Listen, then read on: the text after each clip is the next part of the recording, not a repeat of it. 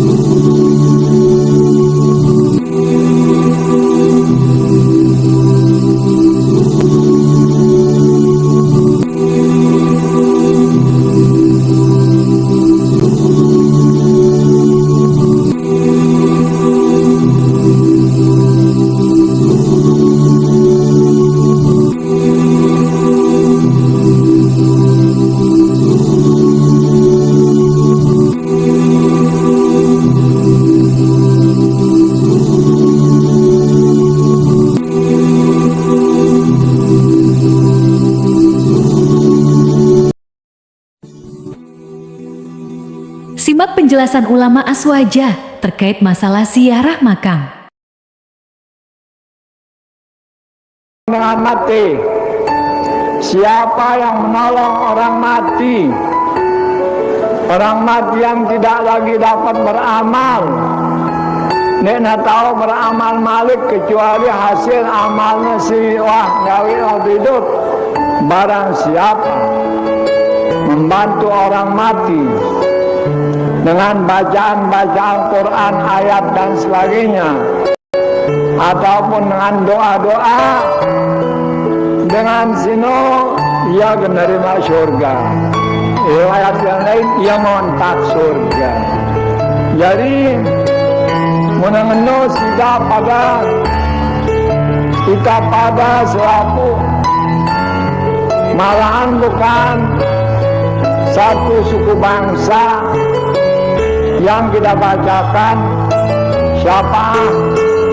Jadi seluruh umat Islam sedang sekek manusia doang kebacaan kehadiahan isi qiraat, isi doa kita wah kesaksian menjadi isin surga. Kadang orang nanya, ngomong kok sama kuburan gitu. Bagi saya itu mudah sekali dijelaskan, karena orang yang di kuburan itu kan hanya berbeda dimensi saja. Betul. Ya jangankan Allah, Steve Jobs aja bisa bikin media komunikasi untuk orang yang berada di dimensi yang berbeda, yaitu dimensi ruang. Saya bisa telepon istri saya sekarang pakai HP kok, padahal dimensi ruangnya sudah berbeda gitu kan. Artinya itu mudah sekali. Kemudian yang kedua, soal perantara ini kan sebenarnya soal proposal ya. Nah, memang kalau kita yang tradisinya habaib, nahdien itu sama proposal memang sangat mengerti kita perproposalan ini. Sangat mengerti dunia perproposalan. Dan Tarekat jalanan. Mas biasa-biasa saja gitu. Nabi Musa pakai proposal yang namanya Nabi Harun. Karena beliau tidak bisa dengan baik, karena ketika kecil makan bara, akhirnya pakai perantara, wasilah, proposal itu yang namanya Harun. Nabi Harun itu kan proposal Nabi Musa. Kemudian Allah juga begitu, ketika Allah pakai kata ganti nahnu dalam Al-Quran itu kan pakai wasilah, pakai wasilah gitu. Maka sebagaimana Allah pun pakai wasilah dalam beberapa hal, apakah berarti Allah butuh wasilah? Itu ya gak butuh. Tapi yang memang itu kan sunnatullah, tradisinya Allah begitu, maka kita ikut itu. Begitu juga sebaliknya, Allah bilang in kuntum tuhibbunallah fattabi'uni yuhibbukumullah.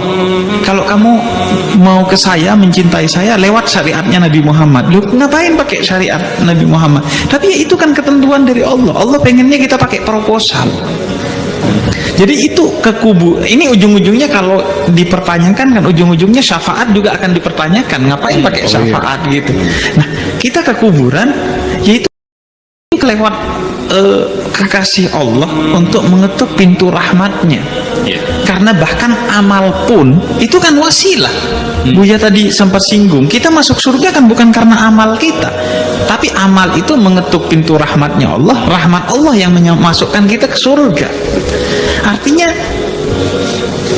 soal perproposalan ini saya kira ya memang itu sunnatullah, ketentuan dari Allah. Proposal itu menjadi sangat penting di dunia, penting jadi akhirat juga penting proposal ini. Kira-kira kan begitu. Guru kami berpesan makna hadis zurul kubur fa innaha tuzakkirul maut. Ziarah kubur karena itu bisa mengingatkan kepada kematian, lintas dimensi langsung maksudnya. Maka orang yang suka ziarah kubur, rohaninya akan tembus ke dimensi yang lain, masuk ke alam-alam yang lain, sadar atau tidak.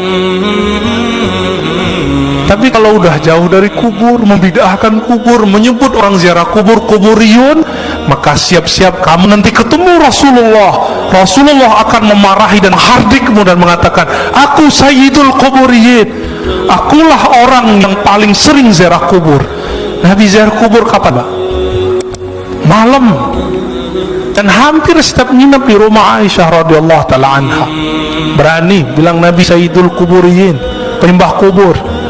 Hati-hati, pemuja kubur, hati-hati. Semua yang kamu lafazkan Allah hisab. Kalau kalbu nggak nyampe, nggak usah ingkar. Imam Sya'rani telah nulis berkali-kali kata beliau, kalau kamu tidak faham, jangan ingkar. Sekali kamu ingkar, haramallahu alaika, Allah haramkan bagimu untuk merasakan itu.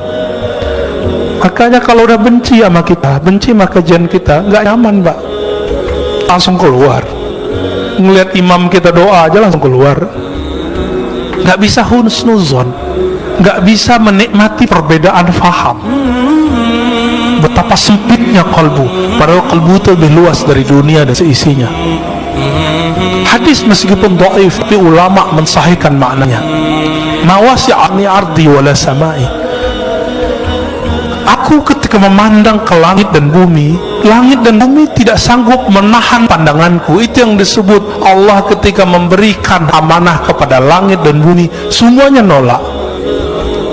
Inna wasi'ani, yang sanggup menerima pandangan itu adalah qalbu abdi al-mu'min, qalbu hambaku. Ada kalimat hambaku di situ, al-mu'min, yang dia beriman. Makanya orang-orang yang beriman ini kalbu lapang, hidupnya tenang, pikirannya masya Allah, ya, nggak ada kepanikan di kalbunya. Tarekat Jalanan. Sallallahu ala Muhammad, sallallahu alaihi wasallam, sallallahu ala